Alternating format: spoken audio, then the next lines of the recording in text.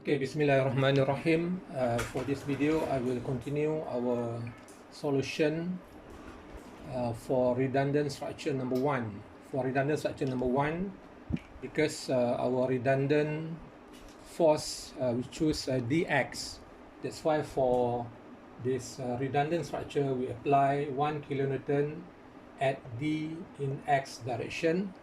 So due to this 1 kilonewton, I'm going to calculate or determine the internal forces for every member by using simplified joint method.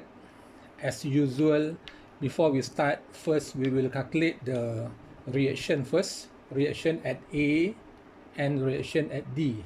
Since at A they have a pin support, we have reaction, vertical reaction and horizontal reaction, and at D they have roller support, so they have vertical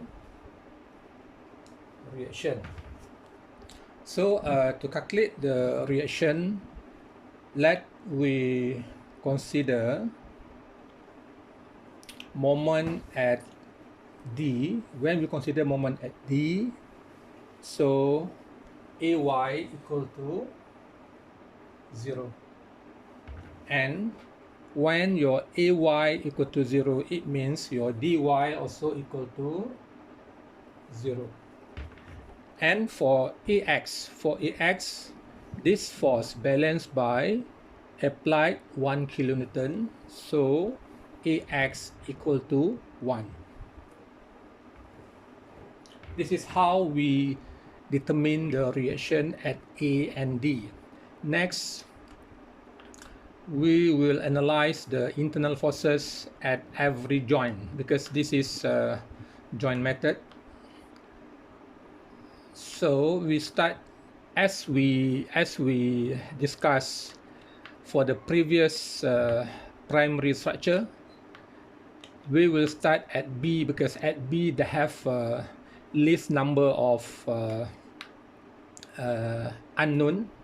So at B they have unknown in Y and in X, and they have no other load in X or Y. So due to that, your X equal to 0 and your Y equal to 0.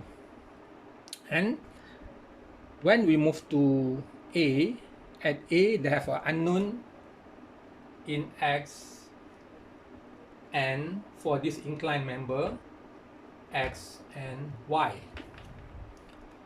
Let we determine this Y first.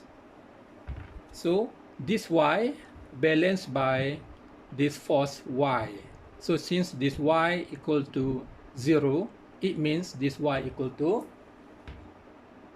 0. For this inclined member, when one component equal to 0, the other component equal to 0. So due to that, next we can determine this X. This X balanced by this 1 kilonewton, so this X equal to 1. This X equal to 1. And this is 1. This is 0. This is 0. Then at C, member CB 0, CA 0, so the other member is a CE and CD. CD, vertical member, they have an unknown in Y direction. CE, inclined member, they have a X and Y as your unknown. Now, clearly, at C, they have one unknown in X, and they have no force in X direction. So due to that, X must equal to 0. When this inclined member, one component 0, it means Y also 0. So settle this X, settle this Y. Now you have the one unknown remain here. So you have y here, and there's no load in y direction. So due to that, this y must equal to 0 also. Next, we move to join E. We move to join E. EC already determined equal to 0. So now for ED, because this is inclined member, when the inclined member, they have a x and y. Unknown in x, unknown in y. And at E, they have no force in x, no force in y. So this x equal to 0, this y equal to 0. So for this member, 0. Then, now let me consider join D. Join D. DC already determined 0, DE 0, and DA equal to 1. If you check here, summation of force in x, summation of force in y, in x, summation of force equal to 0, 1 to the right, 1 to the left, and for in y direction, summation of force in y equal to 0. This is how we calculate, how we determine internal forces for redundant structure number 1 by using simplified joint method, or what students call it as a easy method.